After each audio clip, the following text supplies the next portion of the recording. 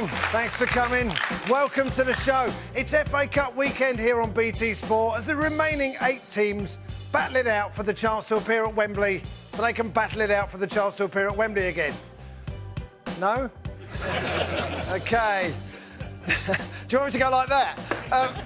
Yes, that arch has to be paid for somehow. Dom and Tom from the Bradford Bantams podcast and Jo Caulfield, who's yet to have a podcast but is open to offers, are waiting here expectantly to get started. So let's get started. The football's on. Yes. Hello, boys. Hello. Yes, here we are. Here we are. Spring has sprung. The snowdrops are blooming and the FA Cup fever is in the air. Or it could be bird flu. Now, it's FA Cup quarter-final weekend. Bradford take on Reading and the people of Bradford are preparing to welcome the world and their wife to their beautiful city. Although seeing how their local MP is George Galloway, certain people may not be as welcome as others. I'm not saying anything. Let's not go there. Don't go there. Hang on a minute. In the Midlands, Aston Villa entertain West Bromwich Albion, although when it comes to Villa, entertaining may be a bit of a stretch. And Liverpool take on plucky underdogs Blackburn Rovers at Anfield. Now, as you all know, unless you've been living in a cave in the Hindu Kush, or indeed any cave really, Steven Gerrard celebrates his birthday on FA Cup final day. So all right-thinking football fans are praying for a Liverpool victory. And when I say right-thinking football fans, I mean journalists. And finally, on Monday night, Manchester United take on Arsenal in a clash between, respectively, the most underwhelming and the most bipolar teams in the country. It could be 0-0, it could be 7-6, who knows? Joining me this week are the two presenters of the award-winning Bantams Banter podcast, Tom and Dom, and the very funny Jo Caulfield. OK.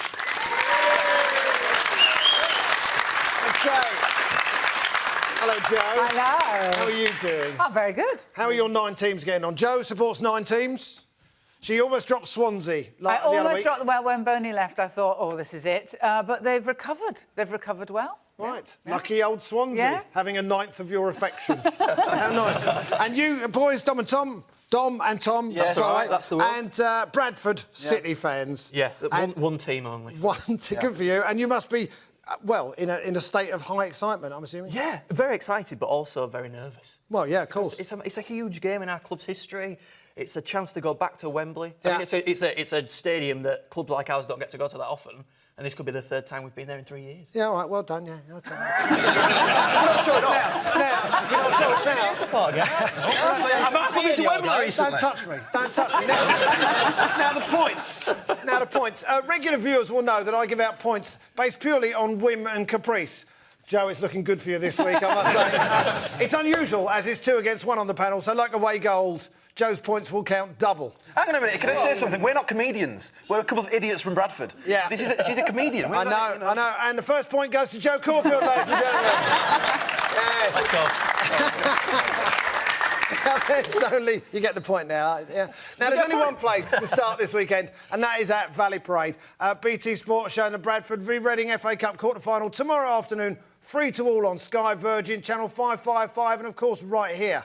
Yes, Bradford will finally be on the telly. Of course, you two won't be able to watch because you'll be at the game. We will. Yeah. You must... We'd rather be at the game than watch. I imagine so. Yeah. I imagine so. You must be beside yourself, like I say. Yeah, we can't wait. We're very ridiculous. It's ridiculous. We're watching history happen. I mean, it never happens. Well, hang on in a minute. Bradford have got to FA Cup quarter-finals before, not in your lifetime. We won the FA Cup in 1911. Oh, that was a great day, wasn't it? It was. A great day. Remember that? Don't know me. Are you cheeky? Oh, this is awkward. It was overshadowed because the trophy, as it was then, the new design of the FA Cup in 1911 was made in Bradford. See, and then we won facts like that. You made the trophy and then won the trophy. Yeah. Right, OK. There's nothing fixed about that. He just did it. 1911. It was 1911. It was a different time. 3 years later, there was a war. I'm not saying they're linked. Bradford, all right? Yeah. Bradford. Do you know... Have you been to Bradford? I have been to Bradford. I was discussing with the lovely Dom and Tom, Bradford City. They've got a big hole in the middle, but it is being filled in now. It's been developed. It's now a shopping centre. It's a big hole in the middle. There is, of for Bradford. years, there was a big hole in the middle, wasn't it? It was rather tragic. It's a fact, yeah. Yeah, but this is so... I mean to be offensive, but I don't know a lot of your team. I've liked the way your manager has conducted himself very much. So I did look up your website, and I like your official website, and I've got a quote here from Chief Operating Officer James Mason, and he says... James Mason? Yes, James Mason. I know, great name. Yeah. And he said, on Saturday, we want to create a scarf parade. And I just thought, that is a team for me. That's the campest thing I've heard in ages. Team number 10. By the way, while we're talking about their team, let's have a look at some of their cup run. We've got some goals from... this is the Chelsea game. You got into this instead. There we go.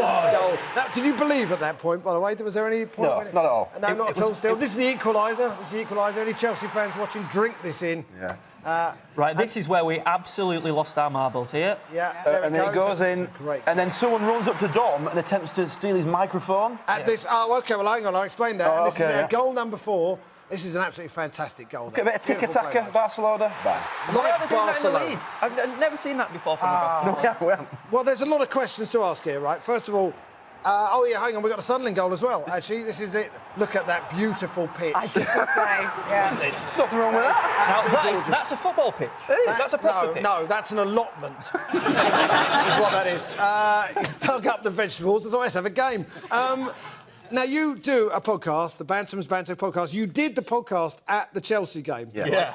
In the press box, but very close to the Chelsea fans. Oh, 3 feet away, and all that was between us and them was a handrail. A handrail, that's normally not enough to keep Chelsea fans at bay. No. You need closing underground doors for that. So you did this podcast. Well, nobody warned us. Nobody warned us. Nobody warned you? No. What, have you never heard of football before? It's Chelsea. We thought there'd be a lot of tourists who go to Chelsea, right? We've heard this before. Well, they're all there with the selfie sticks and taking pictures of each other, aren't they? We didn't think there were proper, actual Chelsea hardcore fans in their room. In their Chelsea. Yeah, we were probably in the tourist area. Right, so you were sat doing your podcast and you had the microphones on, and then somebody tried to grab the microphone. Yeah, well, it was all really nice-natured until the third goal went in. What, when they were losing? Yeah, when they were... Who'd have thought? Well, Tom and I were going, I can't believe what I've you were seen. pleased, We're witnessing history. Yeah. And then this guy came up to us, took exception to our delight, punched me, grabbed the microphone, said some expletives into it. At the same time, I'm thinking, if this is being recorded, this is gold. So I'm trying to drag it out by pulling the microphone back from him. Pulls it off the wire, runs off, sits back in his seat. So when the stewards come over... With the microphone? By the way, this man was 12 years old. No, it was easily. He looked like Keith, but musclier. We'll talk about Keith, young Keith in a second. All right, so wouldn't you be... How can you not? You've got to celebrate, haven't you? I mean, that's the point. Oh, yeah, and it does prove also, I think, as the way you've gone on, that you people raise their game. Like, You people from the north. I do love the fact that you're sponsored by some sort of car sales thing, and then Reading are sponsored by Waitrose. There's a north-south divide for you, yes, isn't it? Well, it is. We're playing Reading. Has anyone? No one's even mentioned Reading. No, well, I like the fact that it's really old school because it's basically horizontal stripes versus. What's the other one? Vertical stripes. So it's like you don't need a colour telly. It's the old days. You know what's going on. Steve Clarke, the Reading manager, apparently, he was quoted. He said he's not talking to Jose Mourinho, the Chelsea manager, because they lost. So what does he know? I thought it was quite sweet. Now here at the Football's On, we've set our extensive research staff on the case for snippets of interesting Bradford information. And when I say extensive research staff, I mean Google and Wikipedia. Bradford is apparently 8.6 miles from Leeds, although they'd prefer if it was much further. Yeah, here. I thought you'd like that. They have an area called Little Germany. I've been there. And famous faces to come from the city include Molly Sugden. We won't use her catchphrase. You don't know who that is. Rodney Bewes. Again, no idea. Harry Corbett. No idea.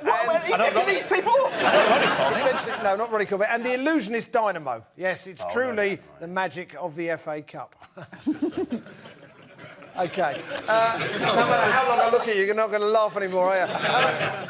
Was there a thing that they did with the season tickets that they sold too many because they didn't think people would buy them? So now... So they said everyone could have as many as they want. Basically, as it normally happens in football, if a big game comes along, season ticket holders get priority. Of course. But Valley Parade never sells out. So they thought, let's just let season ticket holders have as many tickets as they want, come down to the ticket office, buy 80 if they want, which some people did. Yeah. And as it turned out, they sold out in a day. That never happens at Bradford. So then, obviously, loads of season ticket holders missed out. Add cheese. Should have Don't been quicker. actually. Add cheese. Oh, see. How many season ticket holders do you have at Bradford? About 12,000. Well, blimey, 12,000 Yeah, people go yeah. to Bradford every... Yeah. They've got nothing going on And they've up got no there. shops in the Hang on a minute. We've got a Windsor's World of Shoes. Windsor's World of Shoes, that by royal appointment. Lots of curry houses. Yeah, no, of course you have. I'm going to give out the points. You know what? For having a Windsor's World of Shoes, Yes! I'm going to give the points to Dom and Tom, ladies and gentlemen. Come on. Now, we all love an underdog in this country. Eddie the Eagle Edwards, Ed Miliband, any team representing England, anything. Joe, we're all Bradford fans this weekend, aren't we? Oh, absolutely. You've got to go for that. You've got to be. Yeah, and also because I admire how you've, that's what I'm saying about the thing that doesn't matter, sometimes doesn't matter what league, if you're playing against Chelsea, then that's what I've seen, they raise their game, that people and teams get better and better because they're playing good teams. It's like when you're gigging, if you're gigging as a comic with someone like really brilliant and famous, say Michael McIntyre, then you're going to raise your game. You know, if I'm gigging with like Ian, I try not to be as funny, So that's the way you do it, yeah. But I totally Bradford But side, this is- everyone loves you. That's how you do it, yes, OK? they do. Comedy is not about comedy, it's just about insult. Yeah. General idea. And they're doing... Oh, can I just say, because I don't want to be insulting, but... You don't want to be insulting. I know, but it made me laugh I again when imagine I was researching you. And then I thought, like modern teams, that you've got a sports psychologist I keep at Bradford. thinking that you mean us, that you mean you've researched me No, and Tom. Bradford. No, yeah, I've researched you two, yeah. At Bradford, they got a sports psychologist. Yeah, so I was Yeah, thinking yeah. about how that session works. So they go, so you play for Bradford City. How does that make you feel? Well, your chairman, Mark Lawn. Yeah. I love this man. legend. He is a legend. Old school. He is an old school. He's a slightly tubby fella, I think that's fair to say. And he's as enthusiastic as I've ever seen. I mean, after the Chelsea game, fair enough. But he just has a lovely enthusiasm about him. He's like a baby in a suit. Well, that's because he's supported the club all his life. I mean, it really is the old-fashioned chairman. He's the fan who's earned enough money to be able to then buy the club, but he's still like one of the fans. He still says what he wants to say. Is that a good idea for a chairman? I think, you know what, I think it is. And I mean, obviously he needs to be careful, but in a day and age where chairmen are either in Dubai or not being spoken to, they're not out in the public. Yeah. I think it's good that we've got a chairman that's not scared to go on there and say, yeah, you should have put us on TV. Or you should be talking about us on radio. This is the Well, FA it worked. Cup. It worked, didn't it? Yeah, exactly. Here we are tomorrow. I'm going to give out the points. And you know what? Just to make it interesting, I'm going to give the points to Jo Caulfield, ladies and gentlemen. Yes. I don't believe it. What, is that the reason? Just to make it interesting. Sometimes I can't think of a reason. For questioning my non-reason, I'm giving another point to Jo Caulfield, ladies and gentlemen. We gave a promo to BT about the game being on tomorrow. You did. I know it was so naive of you. Have you seen this? Welcome back to part 2 of the Football Zone with our guests Dom and Tom and Jo Caulfield. The score is currently 6-1. It's not fair at all, is it? No, although you did some funny stuff in the interval. It's great. If only we had time to hear it. Now, what were we talking about? Kiki D. Kiki D comes from Bradford. Why didn't you mention her at the beginning? Because We know who she is. We know who she is. We had Don't go Rodney breaking Abuse. my Yeah, the heart. great Dover and song. Jo. That's still number 1 in Bradford, then. Is that right? And I'll give you 5 points for that one. Oh, it's like Chelsea all over again. We're back in it. Coming back. Someone's going to come on and try and grab the microphone in a bit. Now, last week, he brought you the fine idea of segregating the crowd by age. But who knows where this is going to end up? It's Keith Dover, man of the people. Thank you. Hello, Keith. How are you? I'm fine. What have you got for us this week, Keith? Well, in the early hours of Thursday morning, I received a call. He said, would you take the charges? I said, I certainly will. It was the head of BT Sport. He said to me, Keith, have you seen the violence between Gus Poyet and Steve Bruce? I said, I have. He said, if anyone can put their football brain on this and stop this kind of thing happening, it's you. I love the phrase Keith Dover and football brain. Yes. I'm just loving it already. But Go on. He said that. And, you know, he said, because, look, I can't afford to have announcers before every game saying this game may contain scenes of violence. We've spent all that money. I can't have that, right? And with that, he was gone like will-o'-the-wisp. And nobody wants to see violence on the pitch between managers. I mean, there could be elderly couples at home in a state of shock, covered in breadcrumbs, right? OK? There could be newlyweds, recently traumatised, can't consummate their union of their marriage because they've seen such horrendous violence on the pitch. Are they covered in breadcrumbs as well? Possibly, we don't know. Okay. I mean, look at that audience. That looks like an audience who could be easily stunned. Right. And if they don't laugh any louder, they will get stunned. Don't beg, Keith, but OK. So, what have I come up with? Right, to stop managers confronting one another, I'm thinking of maybe an iron boot or a ball and chain. Boot? Yeah. Wait a minute. And what do you mean? They wear an iron boot? Iron boot. And then they can't go anywhere? They can't move out the technical area or some kind of tethered rope around their leg. What about half-time? What about... Well, we have someone release them at half-time, but, you know... Release the manager. You know, a bungee rope. You know, when they try and confront one another, they'll get so far, and then bang, the rope gets back. What about those retractable leads? Leaping like dogs about have? like some What's that? baboon. Those retractable leads that you have on a dog, and the fourth official could hold the leads. Yeah, and press the button. Press the to stop button them and going retract any them out, further. yeah. See? You see how this works? Right, suddenly Makes it's not sense, so actually. mad now. Yeah. This is what happens with Keith every week. He starts off, you go, you're crazy. Yeah. And then after about 2 minutes, we go, do you know, you might have a point. In 100 years' time, people are going to say, that genius, Keith, he thought of this. Yeah. They'll be finding drawings like they did with Da Vinci. They found drawings of, like, contact lenses. That'll be Keith. In Iron 5,000 years' time, nobody's going to be saying the phrase, that genius Keith Dover. I can tell you that now. We'll be hearing more from Keith Dover later in the show, ladies and gentlemen.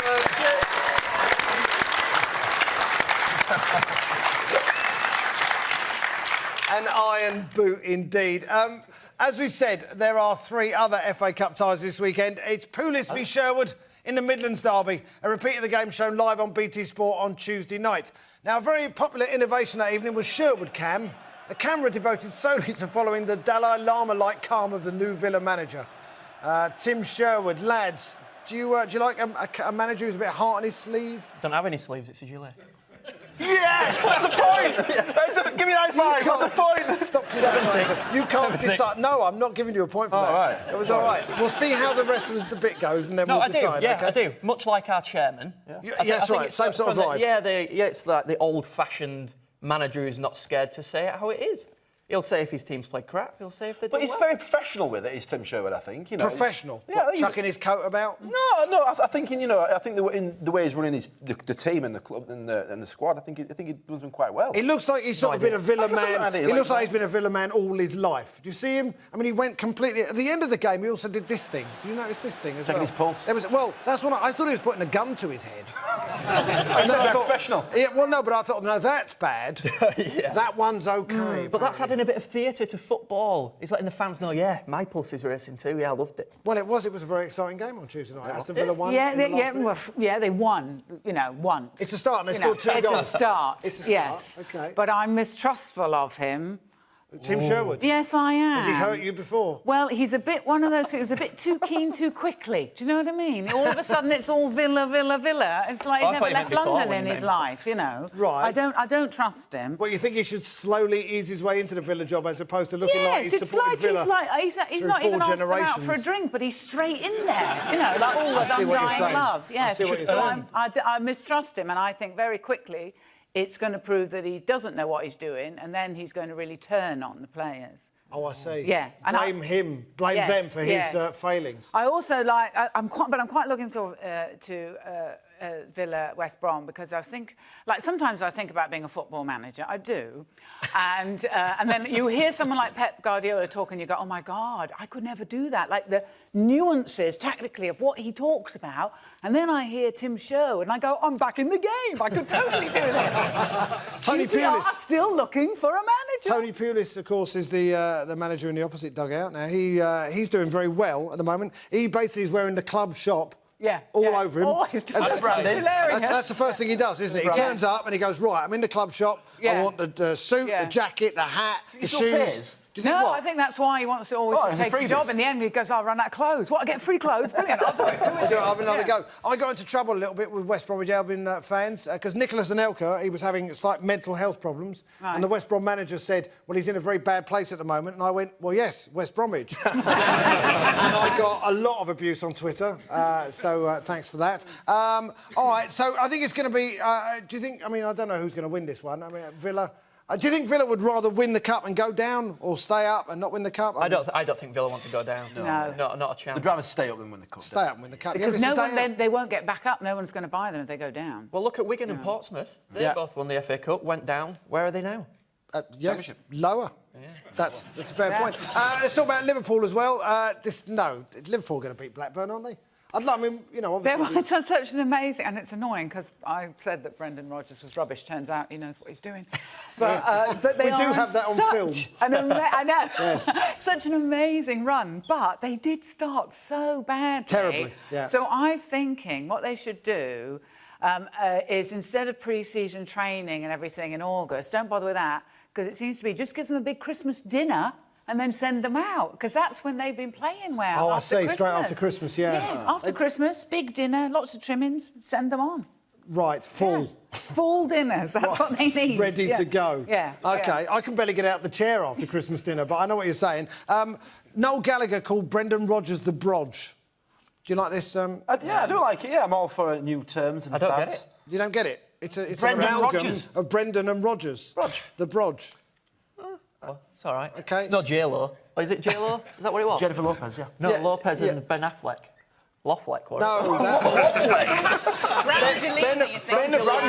No, Benifer was the other one. Benifer, Jennifer yeah, Lopez and yeah, Ben Affleck. yeah, Benifer. yeah. We've rather got off the point here about Liverpool and Blackburn. Blackburn, have they got any chance at all? I mean, I think They've if Liverpool... overturned a few, haven't they, along the way? They've got a pitch which is almost as bad as yours. They're not stealing our glory, though. No, they're not. They'll lose. Oh, OK. I think Liverpool will go through. I mean, Gerrard wants this, doesn't he?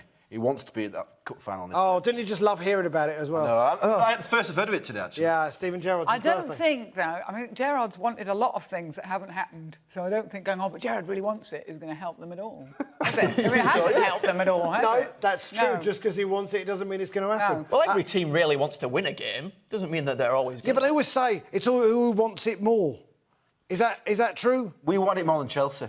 You wanted it more than Yeah, I think Chelsea. we You did, just yeah. think Chelsea Yeah, were I think like... Chelsea weren't bothered. You know, they went 2-0 up. And I think they underestimated us. I think they were bothered because at the time they could have won 4 domestic trophies. Yeah. Or 4 trophies. Champions League's obviously I know what you domestic. mean. I know what you mean. Domestic, if you're in a pan-European way. So they were bothered. I mean, we saw Jose Mourinho in the press conference. I've never seen him look so sad in my entire Did you like the fact that he came in the dressing room afterwards? Yeah, I loved it. Jose Mourinho. You liked all that. I wasn't so keen on that. I did like it. It's a little bit yeah. wrong. I think it's a little bit patronising because he's like saying, yeah, you did well, you won, but I'm still the big cheese. But you got patronised that whole day. Chelsea friends of Yeah. mine said they saw Bradford fans in cafes and they're going, well done, enjoy your day. It was like they were helping us all across the road. Yeah, yeah. Come on now. Yeah. This is where you go. It's pronounced cappuccino. But when they were 2-0 up, they were listening when they were listening into us, it was all like, you're doing well, yeah, really well, you're playing well. As soon as it was 2-2, like, Yeah, give us your microphone. Go back up north. The only way Jose could save face was to be really magnanimous. As though, wasn't magnanimous it? as possible. The only way he could Go the go, other way. I've got to make myself look like the best loser ever. Yeah. I'm going to give out the points here for we that go. round. Yeah, I know. What was that thing you said? What was that thing you said earlier? That really funny joke? The sleeve The thing. sleeveless thing. That was Icky Dee. brilliant. Wears That was hat on his sleeve. That was no, that was brilliant. But I prefer cappuccino, so a point to Jo Caulfield, ladies and gentlemen. Honestly, though, lads, you're doing really, really well. Now, the tie of the round, a lat. The tie of the round takes place on Monday night when the great entertainers of Manchester United take on the new invincibles of Arsenal, unbeaten in 2. Joe, will you be watching? I'm going. This, I'm going, by the way. are you? This I'm one going up I'm there. really, really looking forward to. Mostly for the managers, because I'm really loving Van Gaal in press conferences. He's angry, isn't he? Well, I love the way he always makes it sort of a riddle, like, because one thing, he keeps changing his system deliberately, I think, so that then journalists don't understand what he's doing, and then they'll go, why do you do it? And he goes, I think you don't understand what I'm doing. And then if they say something like, Louis, are you worried about the inconsistency in the way your team's playing and it's quite ugly football? No, I think you seem to be worried. But he always turns it back on them, like he's some sort of cartoon Riddler. Yeah. He does seem a bit moody, doesn't he? I think he's so boring. Bit dull. Yeah. Oh, I think it's hilarious. Well, him and us, it's like dull and duller. No, what? I think they're both dull. Arsene Wenger's the purveyor of beautiful football. I mean, the thing about Arsenal is you never know what you're going to get. Sometimes it's ridiculously beautiful. You came. I mean, the first time we met, you came to Arsenal and you sat behind us and you spent the entire game going, wow, look at this passing, it's so quick. And that pitch, it's like a carpet. I mean, it was the Emirates, we've never been to, the Emirates was unbelievable. It was a lovely day out. It was a lovely day out. £2.50 for a Coke? I can't believe it. No, but you did enjoy the football. And the football can be very, very beautiful. But with Arsenal, obviously, there is a chance of a complete mental breakdown. But Arsene Wenger's that guy, isn't he? He could be sat quietly in the dugout one minute, the next minute he's trying to chin the linesman. He's had enough. He's never tried to chin a linesman. I think you're extrapolating well, it's so, here. But I'm trying to make him sound more interesting. But he did poke Jose, didn't he? He did do it on him. Well, Jose stood in his way. He wanted to go and remonstrate with the Chelsea player. There's nothing I could say about Arsene that you wouldn't defend him on, is there? I love him more than my own children. He reacted like an elderly joke. I don't have any kids. That's a joke too. I think it's definitely a good game because you don't know with either team at the moment. Like Man United keep winning by being sort of terrible and lucky. The worse they get, the more they win. You don't know. And even with the managers, like I've noticed people have started to call both LVG and Arsene Wenger legendary managers because it's a way of going, legendary, really don't know if they're good anymore. We don't know what's going on. Yeah, no, that is the way. I mean, there was a lot of disquiet when it was announced that the Man United-Arsenal game would be played on a Monday night. This gives the Arsenal fans, and let's be honest, at least 50% of the Manchester United fans, absolutely no chance of getting back to London by public transport that evening. Now, Arsenal have arranged for Virgin to lay on a special train after the game, so with luck, the fans should be back just in time for next Saturday's home game against West Ham. Take that, Branson. I'm giving out... No, nobody... What? I'm getting a point. Hands. Well, you what? Points. You're begging now for points. This is like a version of Oliver now. We can't earn them. Yeah, you're right. You know what? I'm going to give the points for that round to Dom and Tom, ladies and gentlemen. 8-7? Only one. Are you winning or losing? Oh, I forgot. You're getting losing. Yes, Joe, it's away. Points count double. Before we go to break, take a look at this. This is the worst corner in the history of corners. This is Lucas Podolski. Have a look at this. I've seen worse corners, actually, but look, this is pretty bad. Oops!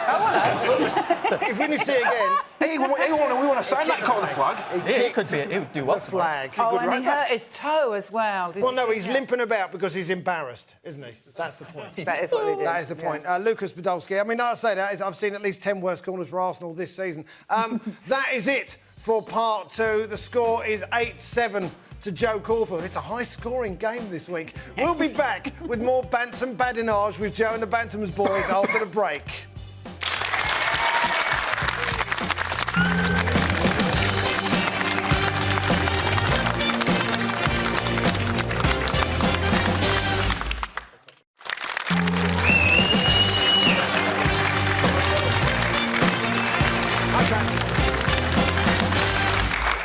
Welcome back. Part three of the Football's On with our guest Jo Caulfield, Dom and Tom from the Bradford Bantams podcast and Keith Dover.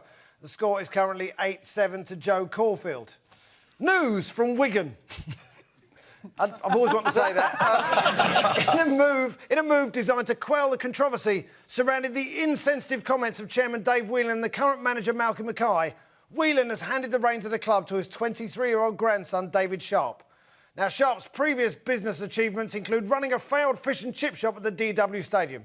An actual case of out of the frying pan into the fire. I'm here all week. Should 23-year-olds be in charge of anything, you think? Really? Well, I think he's just... I think he's watched The Godfather one too many times and gone, yes, I'll have the grandson run the business. What could possibly go wrong? Yeah. That's just so Marlon Brando, that moment. We're in the room with him. But also, I think probably like most people who get a present from their granddad, he's already put it on eBay. You know, or he's going, no, I wanted Football Manager, the game Football Manager. But do you think 23-year-olds, I mean, you lads are what, a bit older, right? Yeah, a bit older. OK. Thank you. Yeah. We're now late 20s. Well, that's fair enough. I think by the time you get to late 20s, you sort of know a bit, don't you? Yeah, In your not early enough to run a football club, though. No, but that's what I mean. In your early 20s, you don't really know anything. And the problem is you're grown up physically, but mentally you're still about 12. Yeah? Yeah. I don't think that's a good recipe for running I don't a think club. he'll be doing much, will he? I think it'll be a bit of a doss about for him. At that age, you still want to spend any money you've got on trainers, computer games. And that's what you do. That's what I'd do. I don't think he'll be doing much. I think it's just keeping it in the family, innit? Right. I've got a camper van and I'm never going to sell that camper van. I will give it to my son. It's very similar. Oh, OK. Well, you're saying you've actually got a camper van? Yeah, actually. Oh, OK. All right. It's orange, thanks for asking. He lives in it. He said he went to Oxford, apparently, but then we thought, oh, he must be smart. But then it turned out it was Oxford Brookes University. Oh, which everyone knows is really a polytechnic. It currently ranked 48th out of 123. Yeah. It's a similar position to Bradford City, actually. Oxford Brookes University is essentially the Bradford of universities. Bradford's got a university. It has. And I'm not saying it hasn't.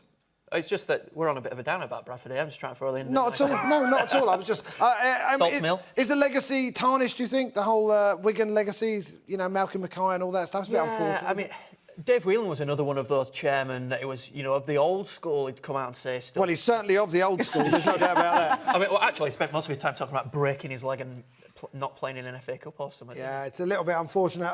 Wigan play in the DW Stadium named after Dave Whelan. Now, personally, I'd love a stadium named after me, but the IS Stadium doesn't seem that appropriate. Well done, you get a point for that. Oh, yeah, I'm going to give the point to myself for that one. Yes, OK. I can do that. Now, in the live game on BT Sport on Wednesday night, there was a very ugly incident when Angel Di Maria accidentally looked in the mirror. Says the beautiful Ian Stone. But the night was also marred when Johnny Evans and Papi Cisse were accused of spitting at each other. Their mothers should have a word, shouldn't Oh, really? It's awful, isn't it? But I also find it quite funny how outraged people are, because it's like, oh, come on, are we animals? Can we not just stick to, like, elbowing each other in the face and leg-breaking tackles? You know, Yeah, but let's be gentlemen about this. they? Yeah, but it's spitting is particularly awful. It's a isn't it? bodily fluid. He might as well have weed on him. It's a transfer of DNA. A weed on him is Right, a give me definite the 3-game choice. ban. I would say. It's a bodily fluid. What's the difference? Well, it's just a little bit more... There's more stuff going on. Do you know what I mean? there is, yeah. I get what you're saying, though. That would have been... And he appears to be peeing on Papi Cisse. Now, it's not healthy, though, is it? It's not particularly healthy. What, healthy in that they Spitting on could catch somebody. something off each other? Well, yes. Yes, it's not healthy. No. But I don't know. I think particularly amongst... Seems like Italians, men are very macho. Not like, you know... They seem to think it's the ultimate insult to be spat upon by another man, Yeah, isn't it? It is disgusting. You know. I think there are don't worse know why. things. I I would think there are rather worse be spat on than have someone Well, what are punch the me in worst the things? face. Well, no, Like, if you're in front of me and you go, you've got choice. Look, oh, spit on me. It doesn't really bother me. You know, if you were going to punch me, then I'll go, oh, I'll have the spit. I don't want the weed. Unless you've been stung by a jellyfish, then you'll be... Yes. you'll Begging for the you win. want it. They should have used that as a defence. Oh, but there was a little bug, and the only way to cure it is to spit upon the bite. You know what I loved, actually, about this whole thing? I think Paul Scholes it was, who said Johnny Evans is not that sort of player, right? This is basically saying that he knows people who are like that. Yeah, who are spitters. But Johnny Evans is not... it's not really... It's like you say about kids, isn't it? You know, some little boys go through a biting stage, you know, don't they? Right, You go, oh, Papi they're Cisse and spitting- Johnny Evans are going they're through in a their spitting stage. in their mid-20s. But Johnny Evans says it's not in his nature. But how can... I don't understand when footballers deny stuff like that is on video, it's all over the internet, we're all watching it. Because he's trying to make out that it just dropped. It just happened. You know, like when you're speaking to someone and you spray it, don't say it. Yes. Maybe it was something like that. Oh, he was saying to him, do not spit at me, Papi. And out it came. Yeah. Oh, that's really, really unfortunate. Yeah. I don't That definitely didn't Also happen. complete nonsense as well. I'm going to give out the points. And for doing a passable impression of somebody speaking and spitting at the same time, I'm giving the points to Dom and Tom, ladies and gentlemen. Now, this week, as every week, we have a Ronaldo story. The primped one has sent his hairstylist on an urgent mission to the Spanish equivalent of Madame Two Swords, called Senora Two Swords. I know, it's almost like being on Las Ramblas, isn't it? To style the hair on Cristiano's waxwork likeness. Tom, does John Stead have a stylist? Probably Yeah, not. it's Shirley. Down road. All right. Yeah, she does. Yeah, Down the high street. Short back and sides, half off top. It's called cutting corner. We got that sometimes. We do, yeah. Hasn't football changed? I mean, a stylist for your waxwork dummy. Who hasn't got a You stylist don't have a for good their argument. waxwork? But why not? He's got enough money to, you know. Yes. Where are they keeping this waxwork dummy? Is it a figurehead on a boat? I mean, if it's in a museum, unless it's positioned next to a wind tunnel, I mean, how can the hair be constantly moving about? People ruffle it regularly. Oh, surely it's roped off. They're not going to have any Tom, Dick and Harry go up to it and go, oh, look at that. But it's got to be a great gig for the hairstylist, isn't think? it? Yeah, you go there, you know, cutting away. Something for the weekend, sir. You don't have to say anything to the waxwork dummy. Yeah, but if I was doing it, I would. You've got right into character as a barber. Yeah. You know, see the Arsenal lost again. But isn't it to do with Ronaldo's ever-changing hairstyle? That's it. So when he Wasn't that a changes Style it... Council album? No. For beyond- anyone under 40, it doesn't matter. Yeah. But his hairstyle changes all the time, so obviously he'll use His the same hairstylist needs to go stylist. over there. And he's got enough money to send him over there. If there was a particularly good shoe shiner in Australia and I had enough money, I'd bring him over to shine my shoes. If you could. Why not? I'm completely confused. I'm absolutely by not giving any points for that being the round. aspiration of someone from Bradford. If I had all the money in the world, Get a I'd shoe get my shiner. shoes. I get me shoe shine from someone from Australia. That's it for part 3, ladies and gentlemen. The score is 8-all. Oh, it's getting close. Now, yes, I know. It's almost exciting. Now, if you want to be part of the Footballs On Studio audience, we'd love to hear from you. Just send us an email to audience@btsport.com. It's on the bottom of the screen. And title the email, The Football's On. When we return, we'll be talking about a proper football hero and a disillusioned youth. See you after the break.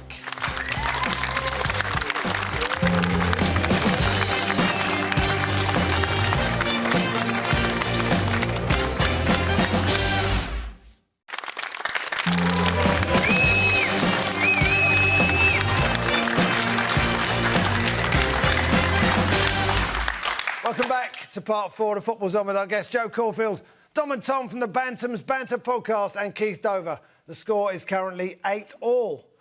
Now it's time for Who Said That? I make a statement and the panellists have to work out who said it. Here's one from not so long ago to start with. Who said this?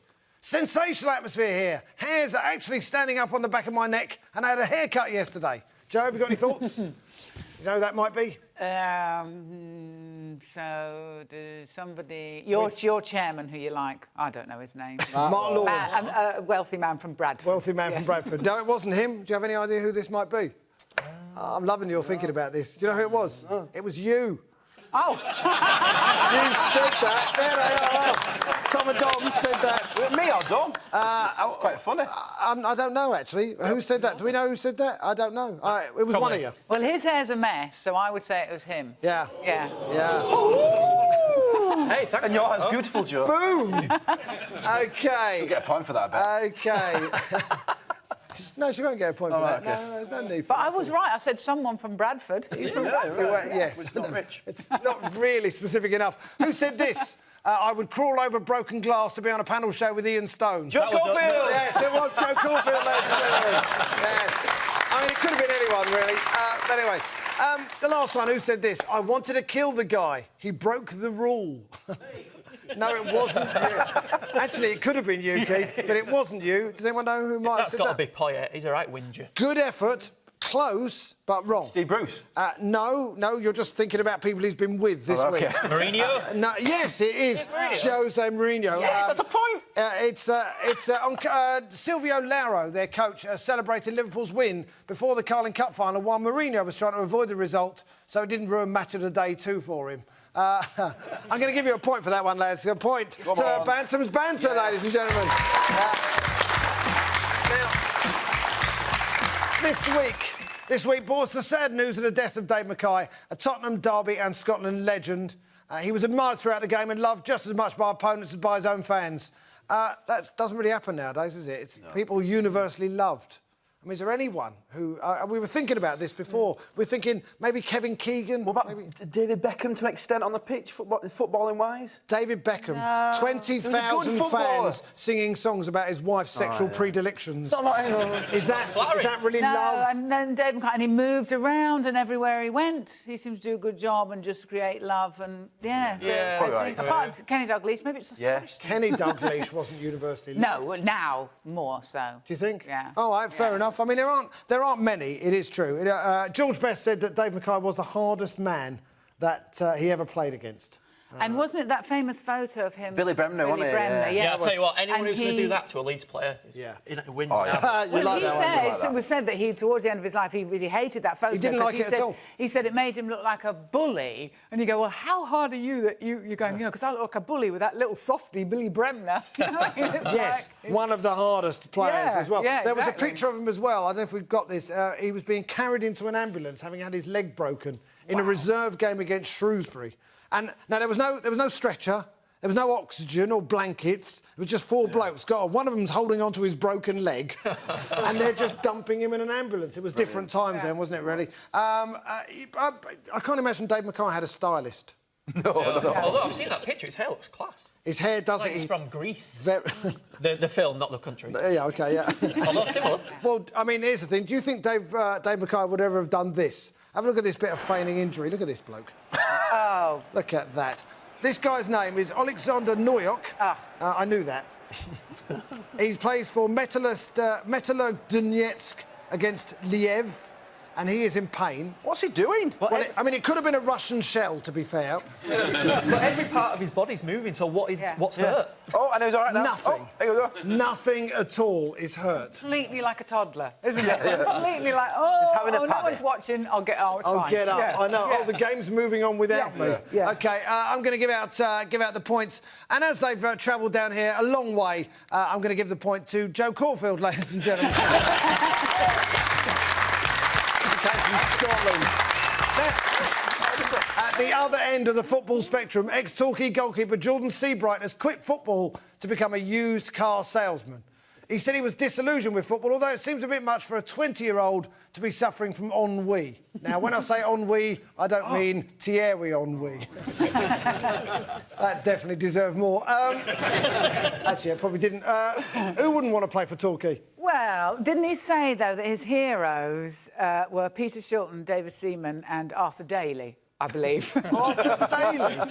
Car salesman. Sorry, It's a I didn't bloody follow good you. joke That there. was it's better than Thierry Henry. I was still thinking about the Thierry Henry gang. I mean, the trouble with playing for Torquay, amongst other things, is the coach journeys. Must be a nightmare. Yeah. I mean, everywhere. They go and play Gateshead in a game. Yeah. That is 12 hours. I mean, I did 56 hours on a bus across Australia, and all we had to watch was Gorillas in the Mist.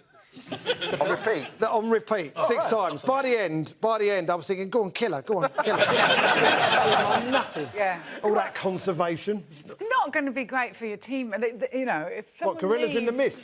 Well, I wouldn't recommend it. No, OK. But just thinking of the other Torquay players, if you're going, oh, why has he left, you know? Oh, to be a car salesman. They've got to go, God, we must be the worst team ever. You know, he might have preferred a change of career. We all But I have them. can't imagine... They won't sell many Mercedes in Torquay, let's just face it. They must be like Fiestas or something. OK. He's not going to be making... It's the English Riviera, Yeah, isn't it? down there. He'll be selling rollers and Bentleys, I would have thought. All yeah. load of convertibles. It's lovely down there. We should go on a holiday there. Together. You've never sounded more northern in your life. Beautiful. They've got sunshine and everything. Uncle, this is Steady a on. true fact. My uncle was a goalkeeper for Northern Ireland. He gave up to become a teacher because at the same time he was goalkeeper, a new goalkeeper arrived and he thought, oh, I think he's a bit better, Pat Jennings. Oh, True you story. can't argue with True that. story. Fair enough. then. Yeah. What a brilliant story. I'm going to give out some points for that. And while I loved the Pat Jennings story, I just felt it was so quaint what you were saying about Torquay. So I'm going to give the points to Dom and Tom, ladies and gentlemen. It's 10-10 till we do it again. For anyone who ever had a CB radio. Now, at last, it's time for this. Saints and Sinners. I asked the boys and the girls to give us their Saints and Sinners of the week. Start with a saint for you guys. Give us a saint. For us, it's got to be Phil Parkinson, the Bradford City manager. That was the most predictable answer we've ever had. No, on but it's this not show. just our sweetheart, it's the nation's sweetheart at the minute. It's the Judy manager. Dench, but you know what? I understand what you're saying. Yeah, he's doing a great job, Phil Parkinson, and fair play. The to him. Reading fans love him as well. He's a legend. Really? Do you know what? Reading, genuine. I promise. They tweeted, well, at least if we lose, Phil Parkinson's going to Wembley. They tweeted that. True story. Yeah, he's a Reading Oh, fan. God, I feel slightly nauseous. Anyone got... What about you, Keith? I've got a sinner sinner of the week because I went to QPR versus Arsenal. And if anyone says QPR Stadium is quaint and it's like a shoebox, yeah, low-budget airlines would give you more space to actually sit. It's more comfortable to stand. And you can't even get out of the place. And also, coming out the stadium, I fell over a chain-link fence and fell flat on my face. So there's going to be a claim this week against QPR because I could have gone to the lavatory. Because their place is so small, I couldn't even get into the toilet. This is Keith Dover, ladies and gentlemen, after an away win. Joe, can we have a quick saint or sinner?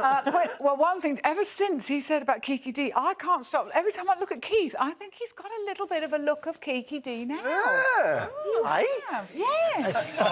Kiki D. But my Keith, we're going to call you... Keithy D. Keithy D. Oh, It is. We've got a sinner. I've got a sinner, very much so. I'm just looking because I couldn't remember her name. The Man United and Man City supporters that yelled sexual abuse at the Chelsea doctor, Eva Carnero. Yeah, Yes. absolutely disgusting. Yeah, you're absolutely right. Awful. Yeah. Stop it. Yeah. OK, we're going to look forward to... Oh, well, we've had a look forward. They've got the cup games at the weekend. We know what they are. Bradford, Reading, live on BT Sport on Saturday morning. Liverpool, Blackburn on the Sunday. I mean, you know what? It's some decent games there. By the way, QPR are playing Spurs as well. It's the one Premier League game that is going on. Because Spurs, by law, have to play a game every 2 days. They just have to keep them busy. The final score, ladies and gentlemen, is 10-all. My goodness. I'll do. We'll take that. We'll take the draw. Is it a penalty shootout? No, we're not having a penalty shootout. You'll take the draw back to Bradford. Thanks to our guests, Dom and Tom, Jo Caulfield and Keith Dover. Next week, we'll be joined by Ian Moore and David Baddiel. Thanks for watching. See you soon.